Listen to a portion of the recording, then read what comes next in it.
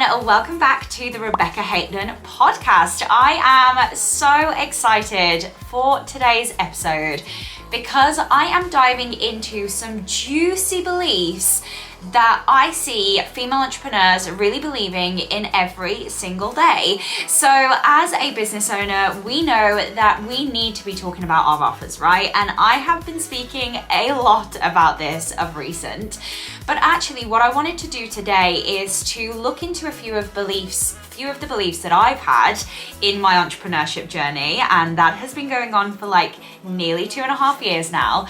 And I actually wanted to start busting a few, telling a few stories and seeing if we can shift you out of the mindset that selling is sleazy. So if you are ready to truly step into that new reality where sales can be fun, sales can be flowy, sales can be easy, say it with me now, everyone. Sales can be flowy, sales can be easy, sales can be for me.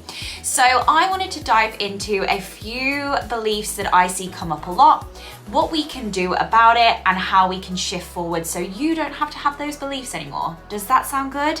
Can I hear a hell yes? Hell yeah! Okay, then let's go.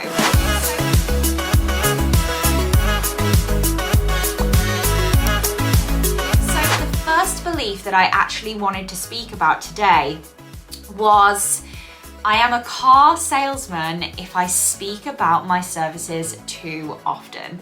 And this comes up so often for a lot of my clients, for a lot of people that I speak to in the DMs, especially when it comes to that feeling about being sleazy.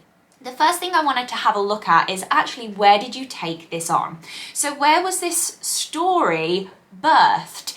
Is it a belief that you truly believe yourself, or is it due to an experience or a story that you have created? Now remember, our subconscious mind holds 95% of the show every single day. So if you've had a bad experience with selling, whether that's in the DMs, whether that's in, when you're buying a new TV or a new NutriBullet, or let's be honest, whenever you're buying perfume, does anyone else get that? Like, you literally just want to browse the perfume aisle. You want to just go about your own thing when you're in the airport. You're having a lovely time. You're very excited for your holidays. And then the woman or the man comes over to you and keeps, do you need any help with that? Can I assist you with that? And yes, look, I know they're doing their job. I know they're doing a very good job. But you just want this time. You want this time to browse. Hey, I'm going to use this for a metaphor, I think. But we've all created this story, right? Now, what I wanted to say is, like I said back then, they are doing their job. And sometimes we do actually need help. We were at the airport going to Noosa around this time last year, and actually I was actually looking for help, and I did need help because I'm just so sick and bored of the same perfumes. I was like, look, I'm ready to try something new, have something fresh on the scene. What would you recommend? Okay, so there are times where we need them to be pestering us, right? But they're never pestering. Let's put that out there. So I want you to kind of have a bit of a reflection. Have you had a really bad experience with selling?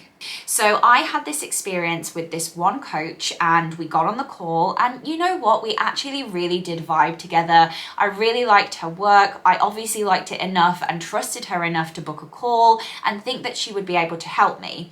However, it's what happened next that really, oh my God, it made me feel horrendous. Like horrendous. Because one, from my behalf, and if I really, living in cause and effect here, guys, like we have to look at us first. Like, what are we doing to make ourselves feel this way? I wasn't open and honest with her. I didn't go on the call and say like, hey, this is where I'm at. I probably shouldn't be on the call right now because I know before you've even told me that I cannot spend anything more on my credit card. Like, I know that the money's not there. So from my behalf, I actually probably created the bad experience, okay? I'm being brutally honest with myself here, and I think we all need to be at some point. However, like, I think knowing that, I shouldn't have gotten the call. Fair enough, okay? We all do it.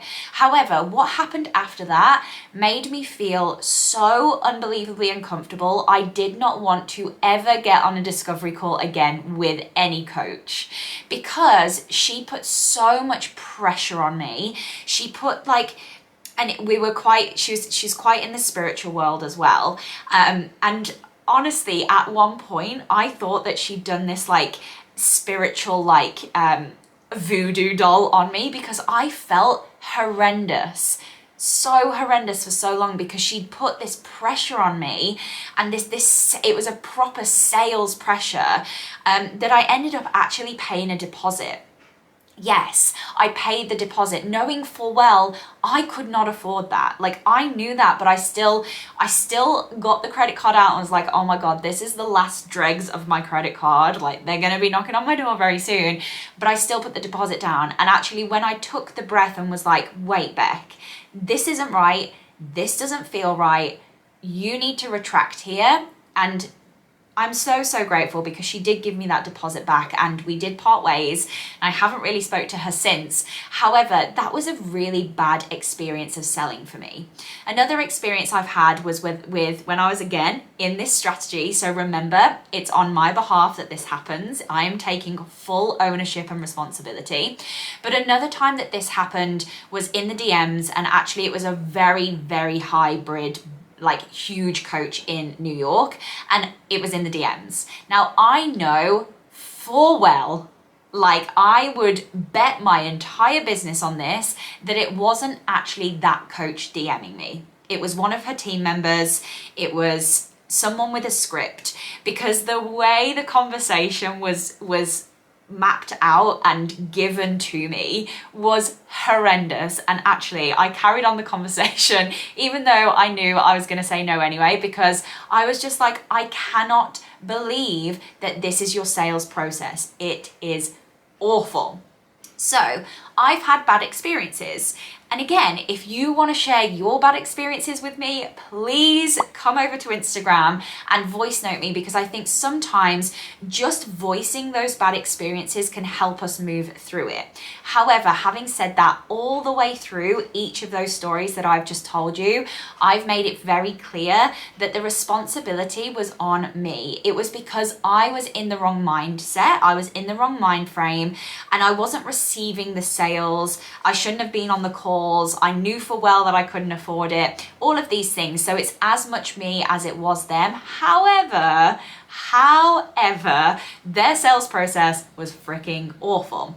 As a business, we have to sell. There is no two ways about it. There is a lot of different ways that we can sell, but it doesn't have to be sleazy. But you don't see McDonald's like cowering away, being like, oh, no, we can't talk about the hamburgers. You know, guys, everyone, okay, marketing, please, hang on. We can't talk about the new chicken sandwich meal because we spoke about it yesterday. No, everyone stop. Everyone's fired. You know, you don't see McDonald's behaving in that way because they're a business and they have to earn money in order for their business to continue. Now, the other one that I wanted to talk about today is actually justifying your offer.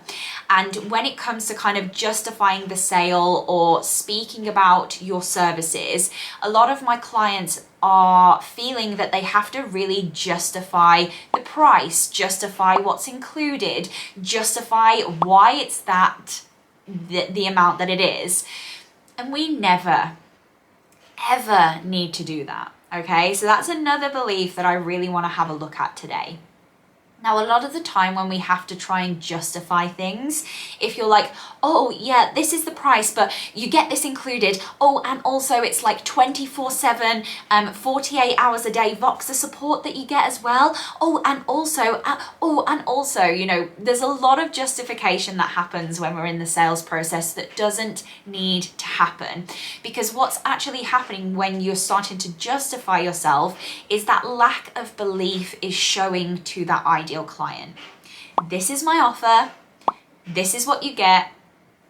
Bish, bash, bosh. Are you in? Are you out? Okay. And I had this gorgeous experience this week.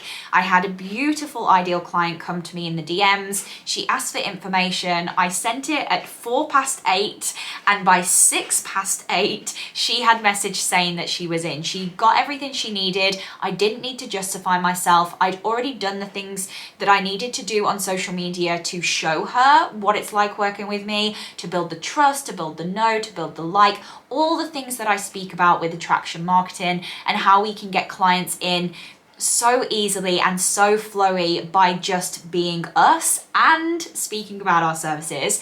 But I think it was just such a beautiful way of showing that you don't need to justify yourself ever.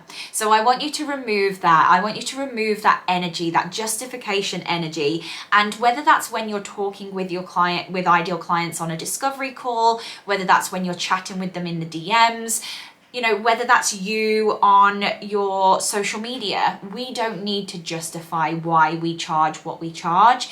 That is what it is. We know, and I want you to really stand in that and believe in that. So don't feel like you need to have this back and forth with clients trying to win them over. Like, if you ever feel that you really have to win someone over to work with you, they are not working with you. Like, let's be honest, you know, let them go, let it be, open the doors for someone else. Because the more we release and let go of the unaligned clients, the more that we tap into those aligned, gorgeous, juicy, dreamy clients, which quite frankly is the best ever and makes my job so goddamn enjoyable. If you are ready to sell with ease, if you're ready to let go of the hustle and let go of being in the DMs for 4 hours a day trying to engage and encourage your audience to work with you, then I really do suggest that you jump on the waitlist. So the waitlist went live on Monday, the 28th,